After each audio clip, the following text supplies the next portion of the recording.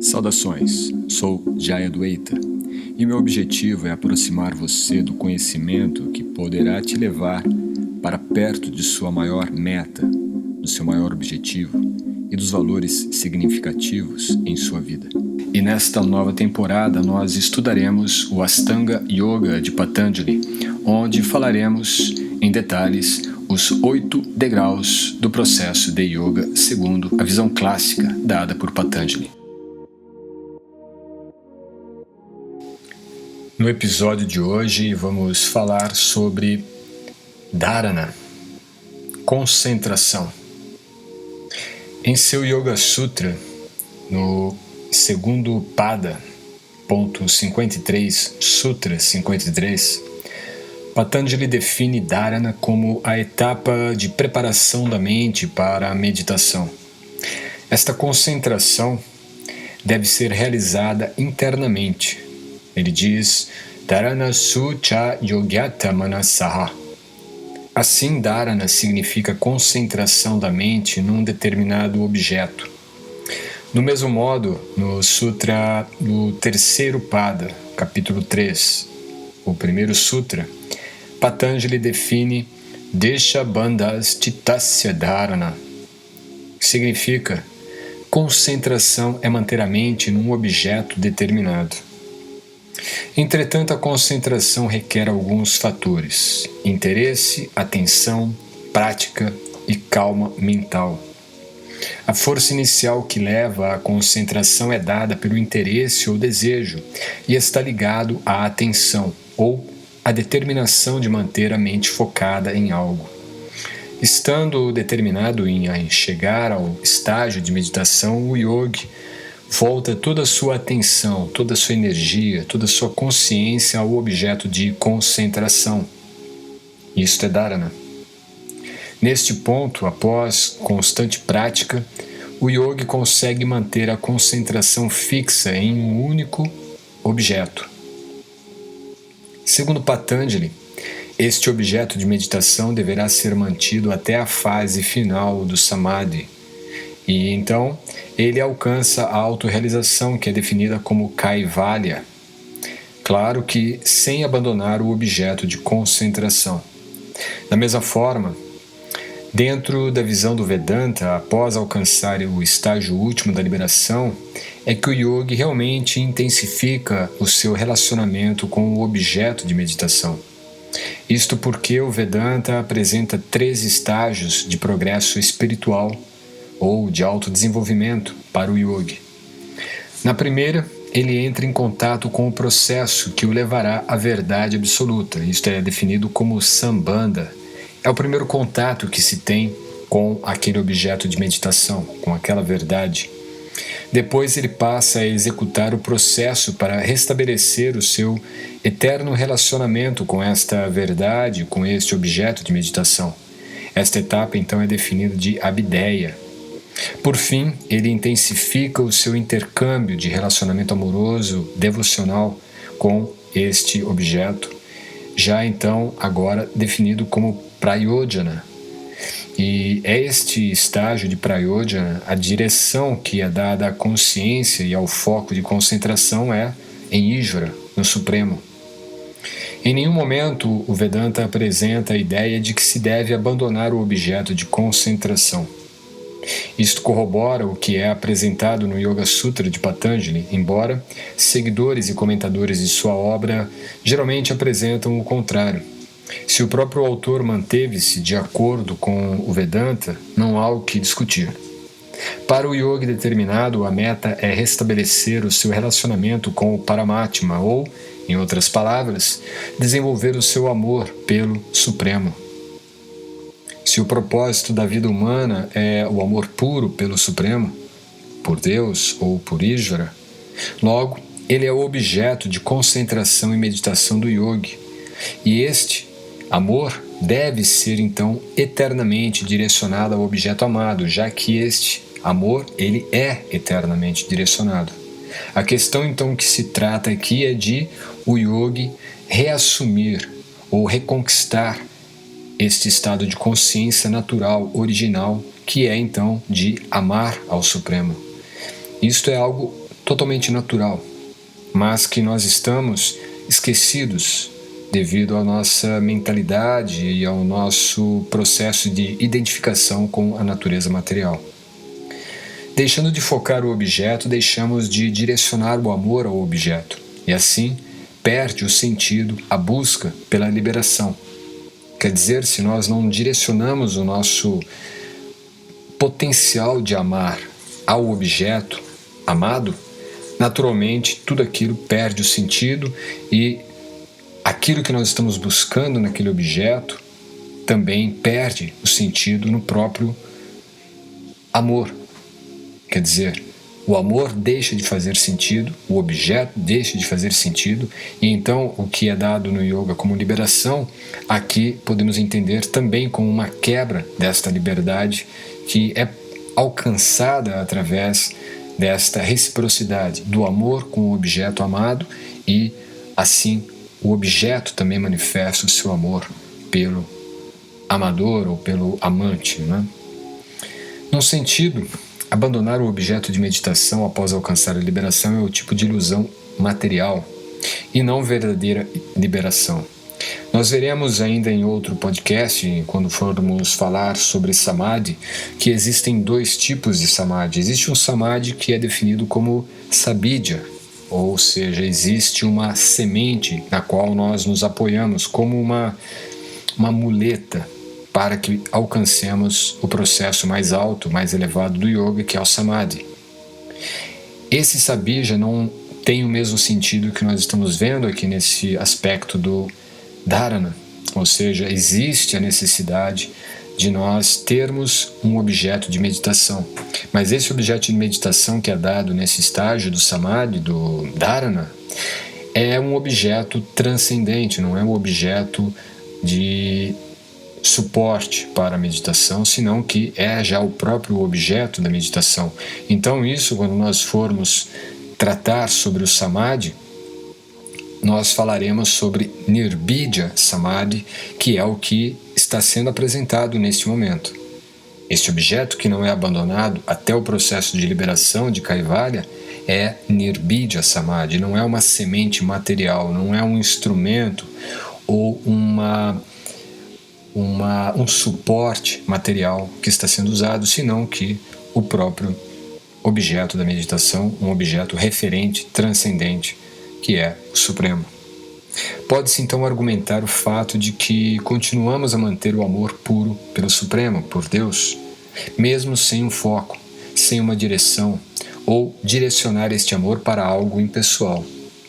Tudo bem, mas analisando melhor o fato, concluiremos que não há lógica em tal argumento. Não tem como você amar algo que não seja definido, algo que não seja pessoal. Ninguém consegue amar o céu, amar o vento, amar a luz do sol. É muito abstrato, é muito impalpável. Ninguém é capaz de direcionar a sua concentração, a sua meditação, ou mesmo o seu amor para algo que não tenha forma, algo impessoal. No Bhagavad Gita, no capítulo 12, verso 5, nós encontramos que Klesho Dikatarastesham Avyakta Sakta Chetasam Avyakta Higatindukam Dehavadhi Avapyate. A tradução diz que para aqueles cujas mentes estão apegadas ao aspecto impessoal e imanifesto do Supremo, o progresso é muito problemático. Progredir nesta disciplina é sempre difícil para aqueles que estão em corpos materiais. Por esse motivo, podemos dizer que não existe discordância entre o original Yoga Sutra de Patanjali e a tradição filosófica do Vedanta, especificamente do Vedanta Vaishnava. O Vedanta explica claramente que o objeto da busca deve ser mantido, enquanto que a versão de muitos seguidores de Patanjali, que seguem uma outra visão do Vedanta, diz que deve ser abandonado. Toda concentração deve ser dirigida para o interior do próprio eu individual, a Jivatma, e não para algo externo, o que é natural. O Supremo está dentro de nós, está numa conexão que faremos dentro de nós, e esse nós, ou eu, Este eu individual é definido então como Jiva Atma. O que é externo pode e deve ser abandonado ou deixado de lado. A melhor forma de entender é de não termos uma identificação com esta realidade externa. No processo de concentração, isso é exigido porque a mente, ela deve se direcionar para a nossa consciência interior, já que grande parte do tempo que nós temos no dia a dia e ao longo de nossa vida é geralmente dedicado a colocar a mente em objetos externos, distrações e tantas parafernálias que desviam o nosso foco de concentração. Conclui-se que não há vazio dentro da alma espiritual individual. Há dentro do ser vivo individual uma ilimitada realidade espiritual que não pode ser negada. Todos nós temos, cada um de nós, uma realidade infinita de nível espiritual. E nós temos que buscar esta experiência desta natureza espiritual que nos compõe. O yogi deve, então, se concentrar dentro de si e visualizar mentalmente os pés de lótus e a forma da pessoa suprema, do ser supremo, de Ishvara. Resumidamente, dharana significa abandonar a concentração nos objetos externos dos sentidos e concentrar-se na satisfação do Supremo através do serviço amoroso a Ele. O resultado é confirmado por Kapila Deva, também no Srimad Bhagavatam, que definiu o processo de Ashtanga Yoga. Isso está no terceiro canto, verso 8 do capítulo 33, quando ele diz que concentrando a mente no objeto de meditação, Pratyak Shtoratsi Atmani Sambhivayam, que é a suprema personalidade de Deus, Brahma Param Purusham, supera-se os três modos da natureza material, Dvasta Guna Pravaham, e pela misericórdia dele, Swatevasha, o Brihadaranyaka Upanishad descreve como situar-se em Dharana. Atma Vahare Drasta Vyarochavyo Mantavyo Nididya Sitavyaha.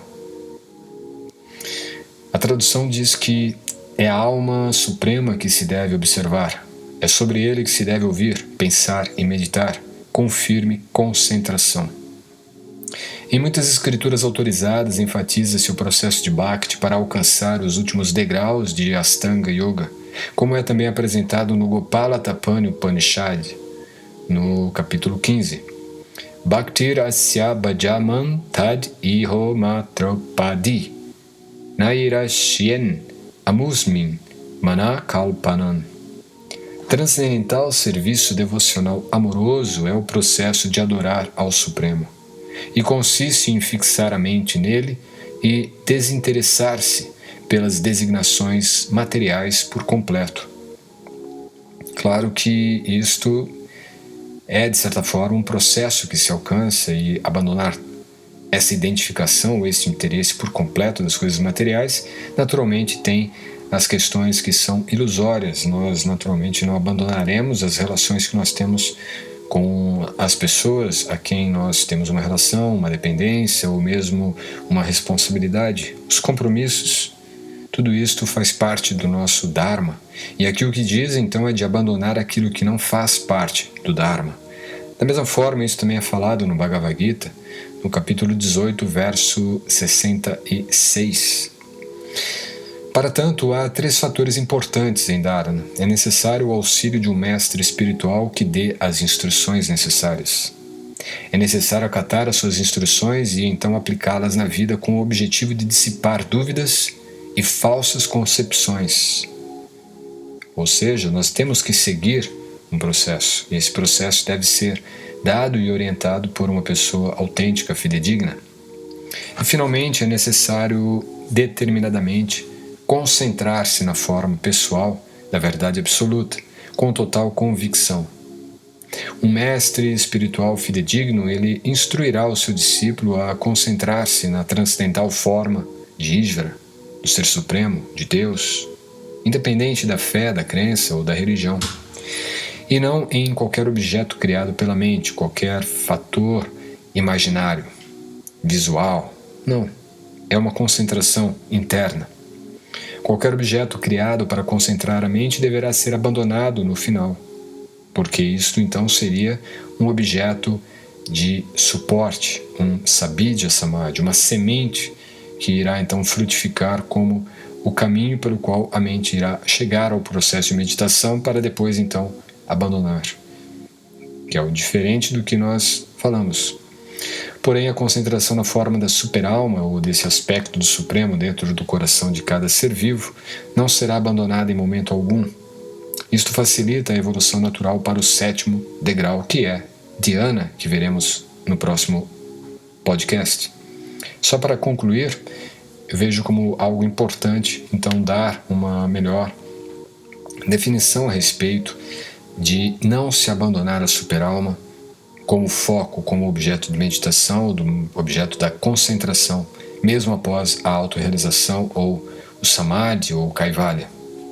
Isto porque esta relação com a superalma, esta relação com o Ser Supremo dentro de nós, no centro de nossa consciência, é algo que já existe e existirá eternamente. Não é um fator que se cria como um veículo apenas, mas é essencial, é intrínseco no ser, na alma de cada um de nós. Então, o que ocorre nesse processo todo de dharana, já estamos no 6º degrau do Ashtanga Yoga de Patanjali, é que nós então recobramos um estado de consciência original, e após recobrar esse estado de consciência original, nós não mais o abandonamos. Ou seja, isto nos conduzirá para outros estágios, outros níveis de meditação e de autorrealização, que aí sim entramos e adentramos no campo da transcendência.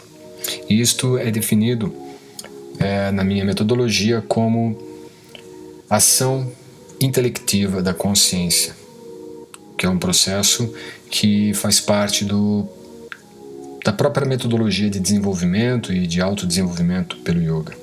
Espero você no próximo podcast, onde falaremos então sobre Dhyana, ou o processo de meditação. Namaskar.